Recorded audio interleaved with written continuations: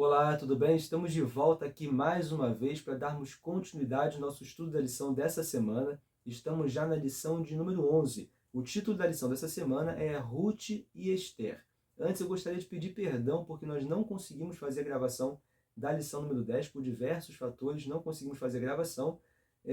Hoje, inclusive, ainda estou muito gripado também, está um pouco difícil até aqui para falar, desculpe pela voz e tudo, mas se Deus quiser aqui vamos conseguir fazer nossa gravação e darmos continuidade então ao nosso estudo da lição desse trimestre. Para não perdermos então a sequência, vamos fazer um breve resumo aqui da lição número 10. Antes, eu gostaria de mostrar para vocês, para quem ainda não viu, a lição do próximo trimestre.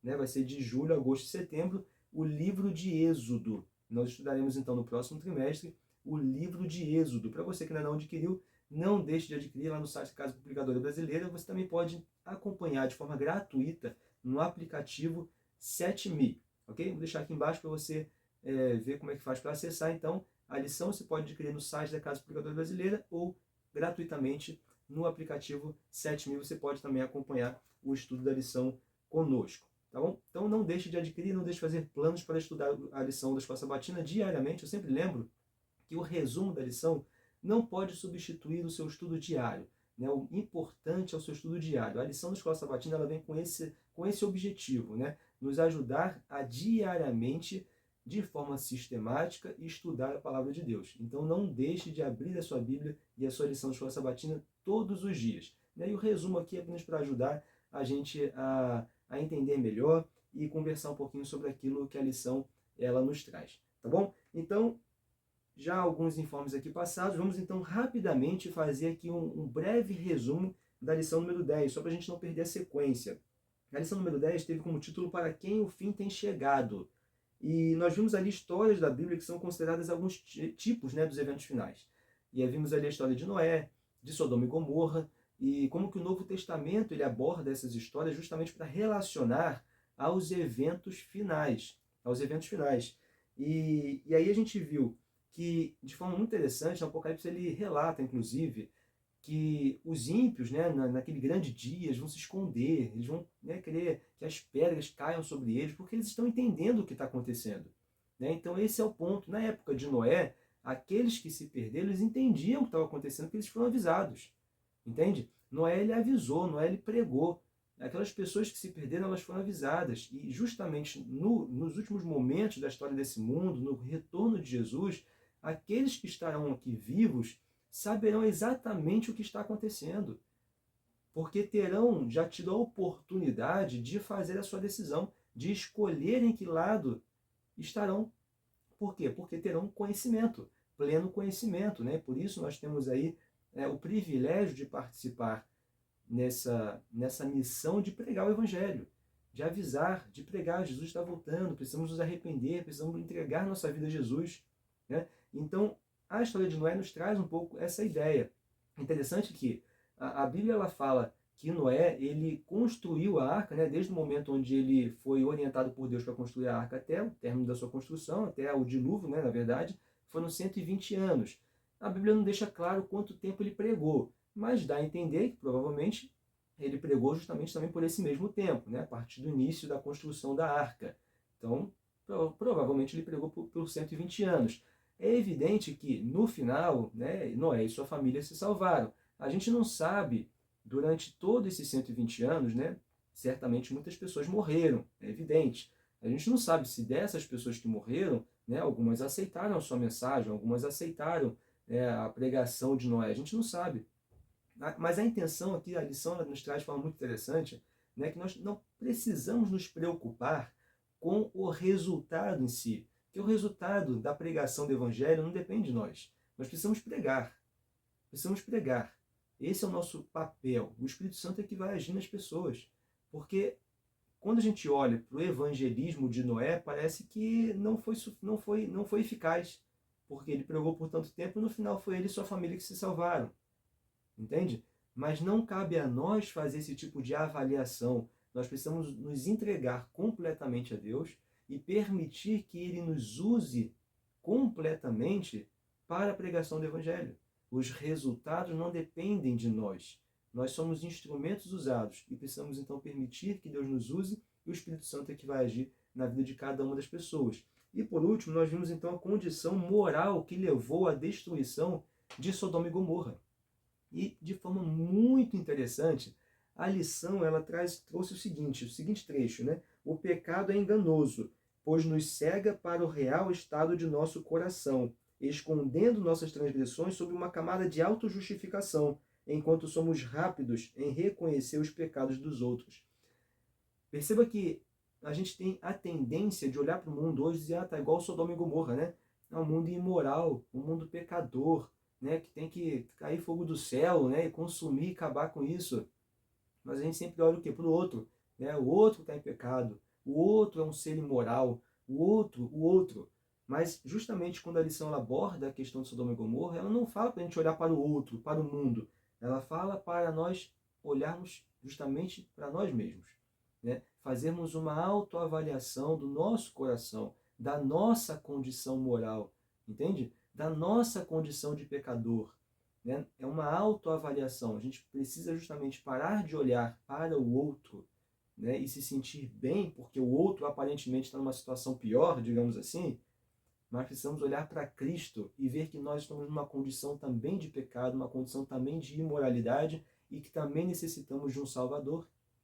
Esse é o ponto, né, que a lição abordou aqui ao falar sobre a destruição de Sodoma e Gomorra. Né, para que no fim dos tempos agora, nós precisamos fazer uma autoavaliação, né, uma avaliação do nosso coração, não do coração do outro. Precisamos avaliar o nosso coração. Então, esse foi aqui um rápido resumo então, da lição número 10, só para a gente não perder a sequência. Permite só beber uma aguinha rapidinho, como eu falei, a minha voz aqui não está muito legal hoje, estou um pouco gripado. Vamos então dar sequência aqui na lição dessa semana. Na lição dessa semana, a lição número 11. Bem, Ruth e Esther, interessante que nós vimos aqui algumas histórias que apontam para, né, situações semelhantes dos eventos finais, seriam tipos, né, dos eventos finais, e Ruth e Esther se enquadram também nessa categoria, né, de histórias que também, né, parecem ser tipos dos eventos finais.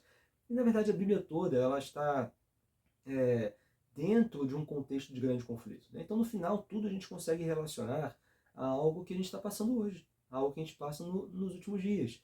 Então Ruth e Esther não é diferente. E de forma também muito interessante, né, a lição já começa falando do símbolo bíblico, né, o símbolo profético, melhor dizendo, da mulher, que representa a igreja. E aqui a gente vê justamente duas mulheres, né, sendo usadas num contexto de libertação. A gente vê que Deus ele quer o quê?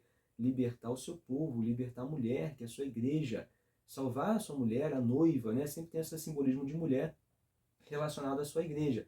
E aqui a gente vê então duas mulheres sendo usadas lá no Antigo Testamento e que a gente pode facilmente relacionar então aos eventos finais. E nós vamos então perceber, primeiramente na história de Ruth, né, na criação, Deus ele nos concede tudo o que nós precisamos. Na criação, Deus ele nos concede tudo, né? A felicidade plena, a alegria plena, uma vida sem faltar absolutamente nada, sem dor, sem tristeza, sem morte. Esse é o contexto da criação de Deus. Só que, ao contrário do pecado, né, nós temos o distanciamento do Éden e vem as coisas ruins. Vem morte, dor, sofrimento, fome. Né? E aí a lição ela aborda de forma muito, muito interessante no contexto da história de Ruth, aqui só para a gente contextualizar rapidamente. Nós temos Noemi, seu esposo Elimeleque, tem 2 filhos, eles vão então para Moabe, os filhos se casam com 2 moabitas, o esposo de Noemi morre, os seus filhos morrem, sobram só as mulheres, né? Noemi, Orfa e Ruth. E para sobreviver elas venderam tudo que tinham e ficaram sem nada no final das contas. Né? Lembre que é uma sociedade ali onde a mulher ela não tem uma participação ativa, enfim, e então ela fica muito dependente. E naquele contexto, então, elas perdem tudo. E nesse momento, então, Noemi, né, Ruth, né, demonstra um amor por Noemi, volta com Noemi. E Noemi, numa situação de amargura, de tristeza, inclusive, ela pede para ter o seu nome mudado, né, de Noemi para Mara, como está lá no verso 20 do capítulo 1, porque grande era a sua amargura. Então ela pede para mudar o seu nome. Perceba que nós, antes do pecado, temos tudo. Ao contrário do pecado, começam as perdas. Então ela começa a passar por um momento de perdas, morte, dor, sofrimento, fome, né? Uma fome literal, inclusive. E nós temos no verso 16 do capítulo 2, inclusive, Ruth se alimentando de migalhas, né? Ela pegando migalhas, né? Boaz ali deixando Ruth, né, pegar ali as migalhas, as sobras. E justamente depois da entrada do pecado no mundo, a nossa vida ela é muito semelhante a essa vida ali de Noemi e de Ruth nesse momento.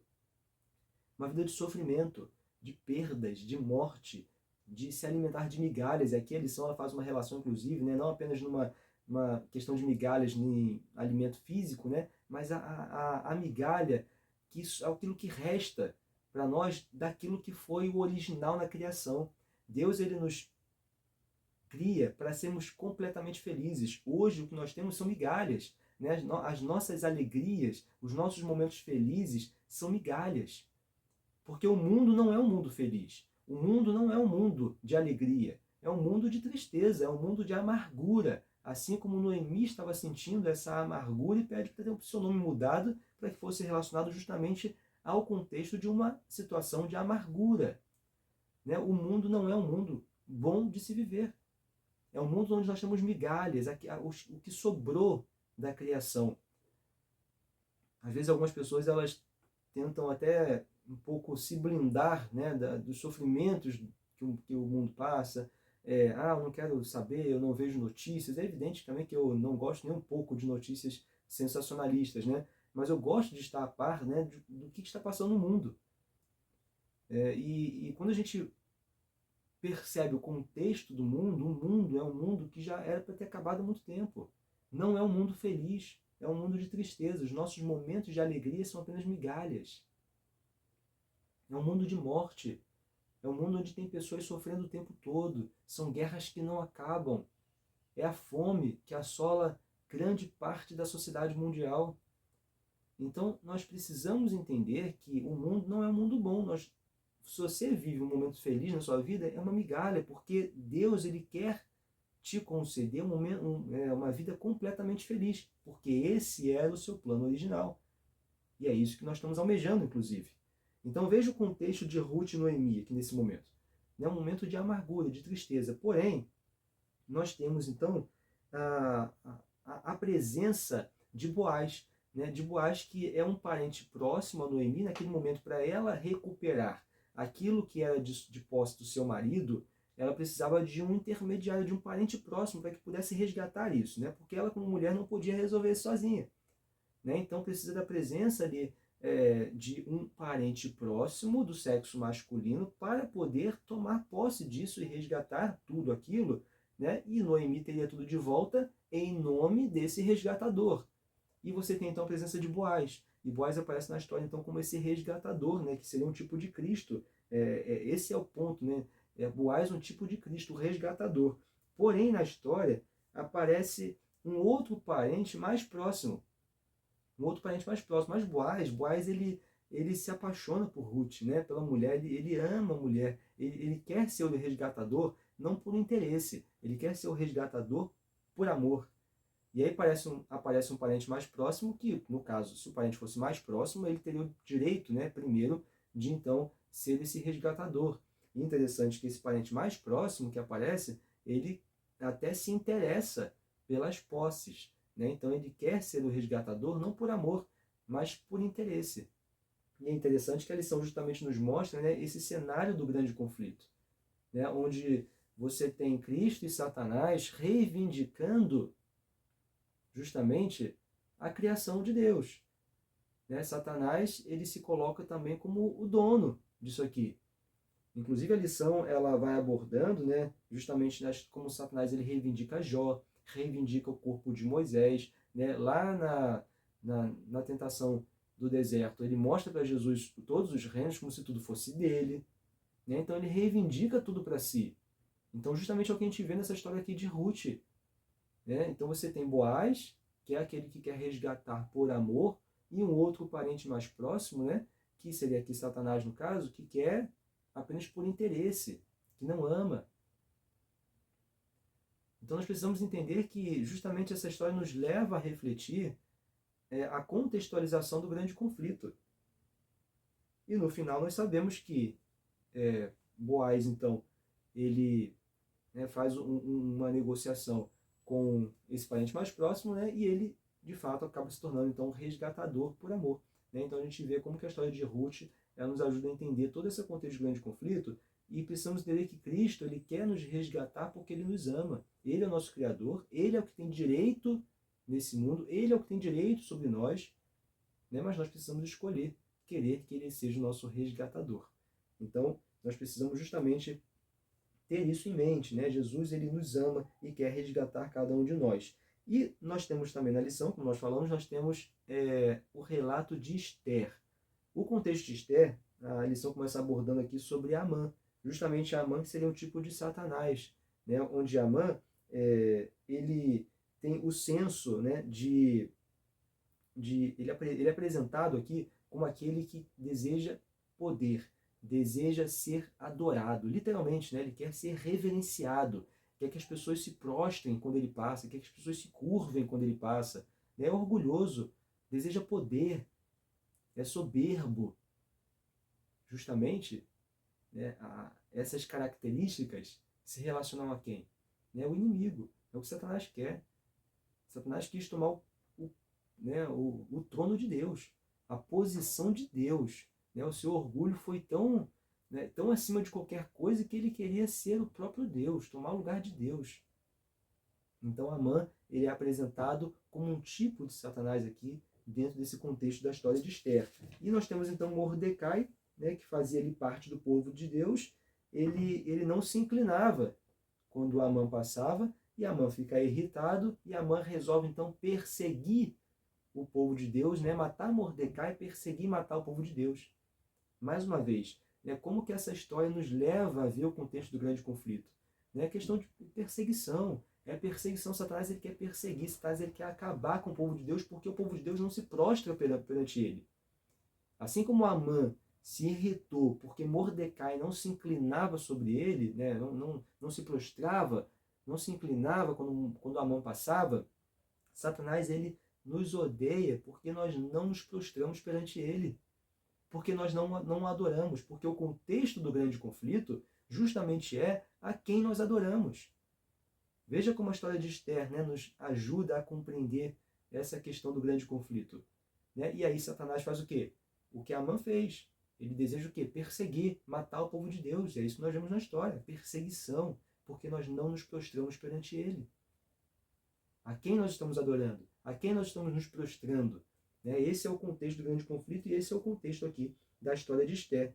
Nós vemos então que Esther, né, foi colocada então numa posição ali para ser aquela que iria salvar o povo. Né? Então, a lição de quinta-feira, inclusive, ela nos mostra um pouco esse contexto de que muitas pessoas, quando fala-se da profecia bíblica, quando fala-se de Apocalipse, dos eventos finais, elas se apegam e focam muito nos problemas, digamos assim, né? Nos desafios, né? No sofrimento, na condição da natureza, na perseguição, né, inclusive. Então muitas pessoas focam naquilo que vai ser ruim. É claro que a Bíblia e a profecia bíblica não esconde a dificuldade que o povo passa e continuará passando, e de forma até mais intensa, até o retorno de Jesus. A Bíblia não esconde isso. Mas precisamos focar no que a Bíblia nos traz após isso, que é a certeza da libertação, que é a certeza de termos uma solução para isso. Né? Porque às vezes as pessoas ficam preocupadas, né? Está acontecendo isso, vai perseguir, e agora? E parece que a pessoa fica sendo movida pelo medo o tempo todo, né? Dos eventos finais, do Apocalipse. Mas, na verdade, nós não precisamos ter medo. Nós precisamos confiar, porque Deus ele vai colocar na nossa vida a solução para isso. Assim como na história de Ruth, nós temos ali a solução para aquele problema de sofrimento, aquele momento de sofrimento, de amargura, né, de se alimentar de migalhas. Assim como Deus colocou a solução para o povo judeu naquele momento ali, no contexto da história de Esther, Deus ele tem a solução para nós. Né? Então, por mais que sim, a Bíblia ela relate de forma muito clara os problemas, a perseguição, o sofrimento, dor, né? A angústia que o povo passa e passará até o final dos tempos, mas nós temos a solução, e é na solução precisamos focar. Né? Nós temos um Salvador, temos um resgatador, temos Cristo Jesus, que veio, morreu no nosso lugar, e vai então permitir que nós possamos ser salvos e viver a vida eterna com Ele no céu. Então nós precisamos focar na solução. Precisamos focar na solução, né? Viveremos eternamente com Cristo Jesus. Né? Então, nós temos a solução, foque na solução, porque isso vai nos trazer a tranquilidade, a alegria de que, apesar dos problemas, apesar das perseguições, né, um dia tudo isso se acabará e voltaremos então àquilo que era o plano original, que nós falamos, né? Deus ele fez o mundo para nós vivermos eternamente felizes. Hoje nos alimentamos de migalhas, sofremos, temos perdas, né? Temos dor, temos fome, mas um dia nós então retornaremos àquilo que era o original, uma vida eterna de felicidade com Cristo Jesus. Que Deus te abençoe, foi um grande prazer estar aqui com você nessa lição de número 11. A gente se vê então na próxima semana, na lição número 12. Até lá!